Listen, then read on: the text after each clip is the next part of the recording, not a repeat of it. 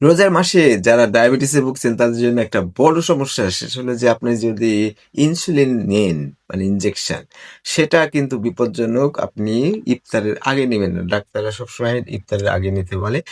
এত বড় রিস্ক নিবেন না। ডায়াবেটিস যদি অনেক হাই হয় সহজে অজ্ঞান হয় না। তবে ডায়াবেটিস যখন নেমে যায় তখন অজ্ঞান বা মৃত্যু হওয়ার সম্ভাবনা অনেক বেশি হয়।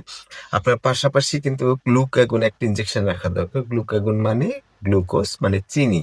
আপনি যদি ২.৭ এর নিচে আপনার ডায়াবেটিস নেমে যায় তাহলে আপনি অজ্ঞান হয়ে যেতে পারেন। সেক্ষেত্রে যারা আশেপাশে আছে তাদের একটা জানা দরকার যে একটা ইনজেকশন, সেই ইনজেকশন হলো গ্লুকাগন। মানে এটা এক ধরনের চিনি। কারণ অজ্ঞান হয়ে গেলে তো আর মুখে চিনি খাওয়াতে পারবেন না, শরবত খাওয়াতে পারবেন না। সেজন্য বাটক বা পাছায় একটা ইনজেকশন দিতে হয়। আর ইফতারের আগে যদি আপনি ইনসুলিন নেন তাহলে খুবই রিস্কি। কারণ হলো যে আপনার ডায়াবেটিস এমনিতেই খুব পড়ে থাকতে পারে। যদিও গ্যারান্টি নাই আপনার ডায়াবেটিস যখন পাস হওয়ার কথা সেখানে ৩০ হতে পারে। ৩০ হওয়ার জায়গায় ৫ হতে পারে। তার মানে ইফতারের আগে আপনার ডায়াবেটিস অনেক হাই থাকতে পারে। আপনি যদি মেশিন ব্যবহার করেন তাহলে আপনি বুঝতে পারবেন। গ্লুকোমিটার যেটা দিয়ে আমি ডায়াবেটিস বা আমরা ডায়াবেটিস মাপি। তাহলে সবথেকে গুরুত্বপূর্ণ হলো ৩.৮ থেকে ৫.৬ পর্যন্ত স্বাভাবিক। ৫.৭ থেকে ৭ এর কাছাকাছি হলে ডায়াবেটিস, প্রি-ডায়াবেটিস। আর ৭ এর উপরে থাকলে সাধারণত ডায়াবেটিস হয়। আর যদি ৭৫ গ্রাম গ্লুকোজ খেয়ে ২ ঘন্টা পরে মাপার পরে যদি ১১ প্লাস হয়, ১১.১ বা বেশি হয় তাহলে ডায়াবেটিস।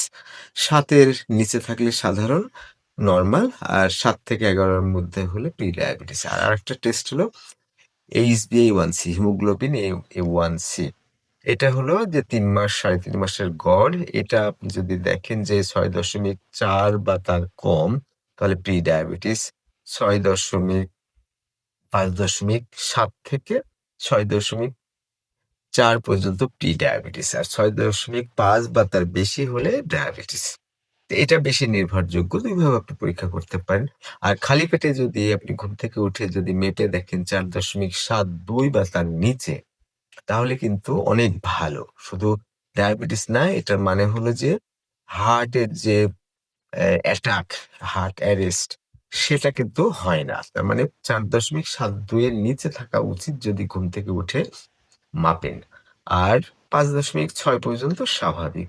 ৫.৭ থেকে ৭ পর্যন্ত প্রি-ডায়াবেটিস, ৭ প্লাস হলে সেটা হলো ডায়াবেটিস। আর HbA1c সেটা যদি ৬.৪ এর নিচে হয় তাহলে প্রি-ডায়াবেটিস।